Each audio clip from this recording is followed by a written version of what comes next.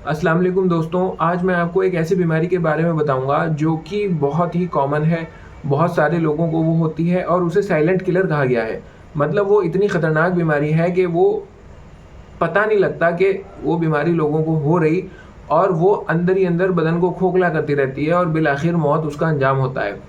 तो मैं उस बीमारी के बारे में बताऊंगा जिसका ये कहा गया है कि उसका रूल ऑफ हाफ से उसे डिफाइन किया गया है कि जितने कुल लोगों को वो है दुनिया के अंदर, उसमें से सिर्फ आधों को पता लगता है, डायग्नोस होता है कि उन्हें वो बीमारी है। और फिर जितनों को पता लग जाता है कि अब उन्हें ये बीमारी है, उसमें से सिर्फ आधे ही इलाज करा पाते हैं, और जितने इलाज करा पाते हैं उसमें से आधों की ही वो कंट्रोल होती है। हल्के हल्के हल्के करके ये बीमारी जो है बदन को खोखला करती चली जाती है, और इसी तरह इंसान जो है एक दिन मर जाता है और उसे कभी ये पता ही नहीं लग पाता कि उसे ये बीमारी थी। अगर पता लग जाता तो मुमकिन है कि वो उसका इलाज करता और उसकी ज़िंदगी बेहतर हो जाती। जी हाँ दोस्तों, मैं बात कर रहा हूँ हाई ब्लड प्रेशर यानी हाइपरटेंशन के बारे में। हाइपरटेंशन एक ऐसी बीमारी है कि इसको डब्ल्यूएचओ ने कहा कि इस पे रूल ऑफ हाफ लगता है। मतलब अगर 1000 लोगों को किसी मोहल्ले में ही बीमारी है तो उनमें से 500 का ही पता लगेगा ये बीमारी हाइपरटेंशन, इनका ब्लड प्रेशर बढ़ा हुआ है, और 500 को कभी पता ही नहीं लगेगा। वो डायग्नोस ही नहीं हो पाने की कि इन्हें ब्लड प्रेशर बढ़ा हुआ है। क्यों? क्योंकि कभी कभी ऐसा है कि ब्लड प्रेशर बढ़ा हुआ है और उसका कोई सिम्टम ही नहीं होता। कोई ऐसी चीज़ ही नहीं है जो इसके पता लग जाए कि ब्लड प्रेशर बढ़ा हुआ है। ठीक है ना, वो बस ऐसी ज़िंदगी गुजार देंगे, कोई सिम्टम उन्हें नहीं आने का और उन्हें कभी पता ही नहीं लग पाने का ब्लड प्रेशर है। और जब पता लगेगा आखिरी स्टेज पर, तब तक बहुत देर हो चुकी होगी और वो उस टाइम ट्रीटेबल नहीं रहेगी।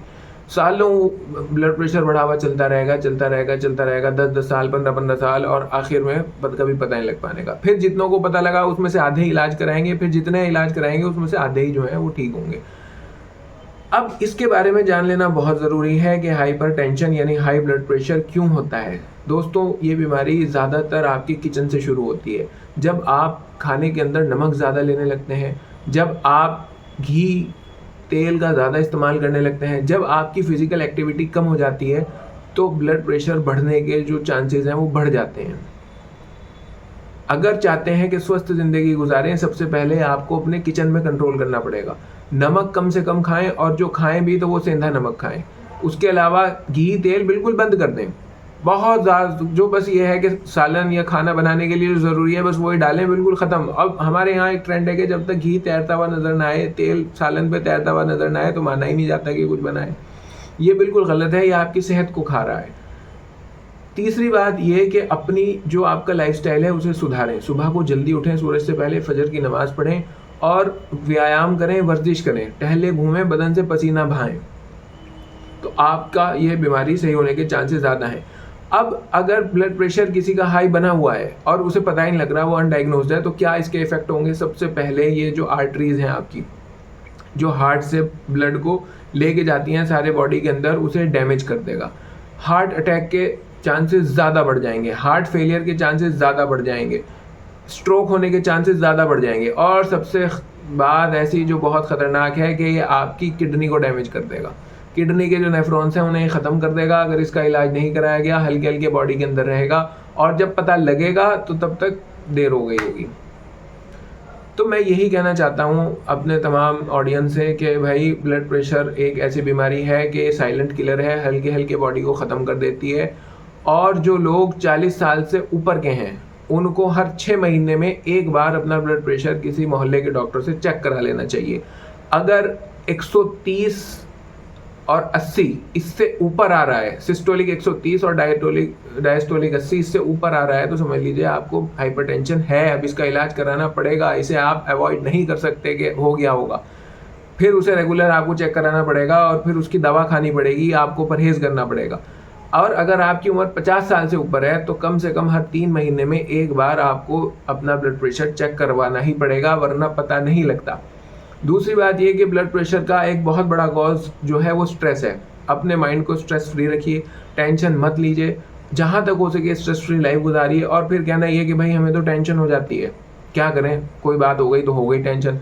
तो उसका एक वाहिद ज़रिया ये है कि आप जिम ज्वाइन करिए, एक्सरसाइज करिए। जब आप हैवी एक्सरसाइज करेंगे, हैवी का मतलब ये नहीं कि एकदम से जाते ही हैवी एक्सरसाइज करने लगे, जब आप बॉडी से पसीना बहाएंगे, जब बॉडी को वर्क में लाएंगे, तो वो स्ट्रेस को कम करता है।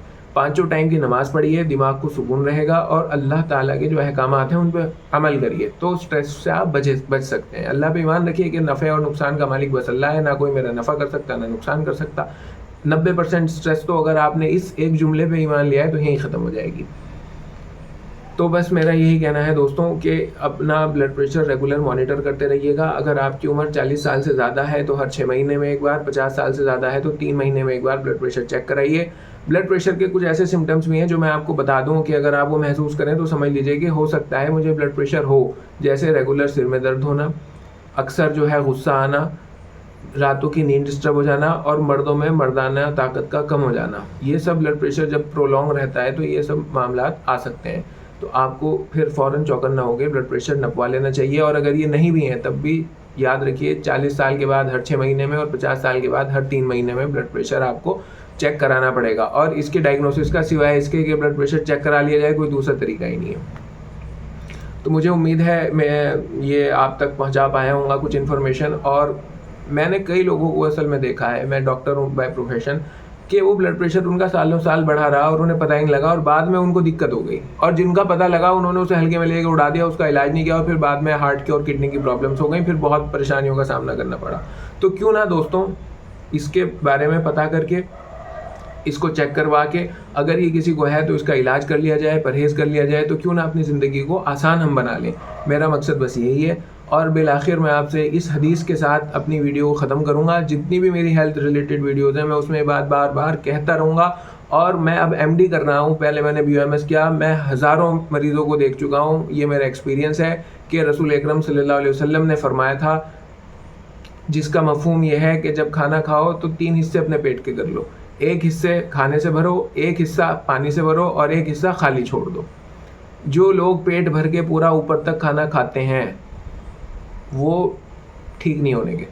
अगर स्वस्थ ज़िंदगी गुजारनी है तो ये फॉलो करना पड़ेगा। पेट में जगह छोड़नी पड़ेगी, पेट भर के खाना खाना बंद करना पड़ेगा, तभी आप स्वस्थ हो सकते हैं। ये मेरा अब तक का, जो मैं स्कॉलर हूँ मेडिसिन का, उसका खुलासा है। और यकीनन अल्लाह के रसूल की बात हिकमतों से भरी हुई है। ये बात आप सल्लल्लाहु अलैहि वसल्लम ने 1400 साल पहले बता दी थी और आज ये साइंटिफिक तौर पे प्रूव हो रही है। तो इसी जुमले के साथ अपनी वीडियो को ख़त्म करूँगा कि दरिंदों की तरह मत खाओ, परिंदों की तरह खाओ। बहुत बहुत शुक्रिया।